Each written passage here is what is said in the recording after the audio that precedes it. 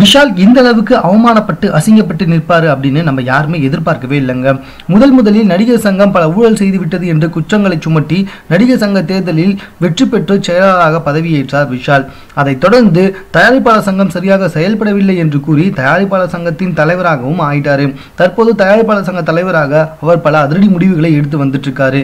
இவர் தமிழ் சினிமாவில் திருட்டு டிவிடிக்கள் தொல்லை அதிகரித்து விட்டதை குறித்து பல கோரிக்கைகளை மத்திய அரசுக்கும் மாநில அரசுக்கும் வச்சாரு.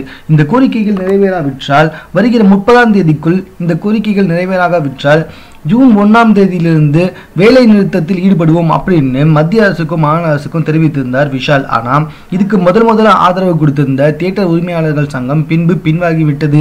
இப்போ என்ன ஆச்சுன்னா பெப்சியும் பயங்கரமா பின்வாங்கிட்டாங்க. இதுக்கு என்ன காரணம் அப்படின்னு சொல்லி கேட்டீங்கன்னா, தற்போதுதான் ஏகப்பட்ட படங்கள் வந்துட்டு இருக்கு. இது விடுமுறை நாட்கள் என்பதனால படங்கள் அதிகமாக வந்துட்டு இருக்கு. இதுதான் கொஞ்சம் அதிகமான வருவாய் ஈட்டி தர நேரம். இந்த நேரத்தில் இவர் வேலை நிறுத்தத்தை வச்சா எப்படி அப்படின்னு தியேட்டர் உரிமையாளர்கள் சங்கம் சொல்லிட்டு இருக்காங்க.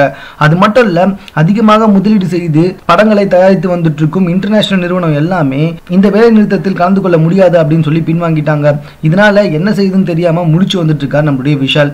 அவசரமாக நேற்று, அதாவது 21ஆம் தேதி தயாரிப்பாளர் சங்க பொதுக்குழு கூட்டம் நடைபெற்றது. இதுல இந்த வேலை நிறுத்தத்தை வாபஸ் பெறப்போவதாக ஒருமனதாக முடிவெடுக்கப்பட்டு விஷால் அதை செய்தி தொடர்பாளர்களிடமும் தெரிவித்திருக்காருங்க. இதுதான் தற்போது விஷாலுக்கு மிகப்பெரிய அவமானத்தை ஏற்படுத்தி கொடுத்திருக்கு. சமூக வலைதளத்தில் இதை வச்சு நம்மளுடைய மெயின் கிரியேட்டர்ஸும் சரி, நெட்டிசன்ஸும் சரி பயங்கரமா கலாச்சி வந்துட்டு இருக்காங்க. இதுக்காக ஒரு விஷயத்துல எதுவுமே தெரியாம காலை விடணும், அதுக்கப்புறம் எதுக்காக அதுல இருந்து வெளியே போகணும் அப்படின்னு விஷால ஏகப்பட்ட பேர் தற்போது திட்டி வந்துட்டு இருக்காங்கன்னா பாத்துக்கோங்க. மேலும் இது போன்ற செய்திகளை உடனுக்குடன் தெரிந்து கொள்வதற்கு எங்களோட சேனலை சப்ஸ்கிரைப் பண்ணுங்க. இந்த வீடியோ பிடிச்சிருந்தா லைக் பண்ணுங்க. உங்க கமெண்ட் எதுவும் ஓகே எங்க கூட ஷேர் பண்ணுங்க. தேங்க்யூ.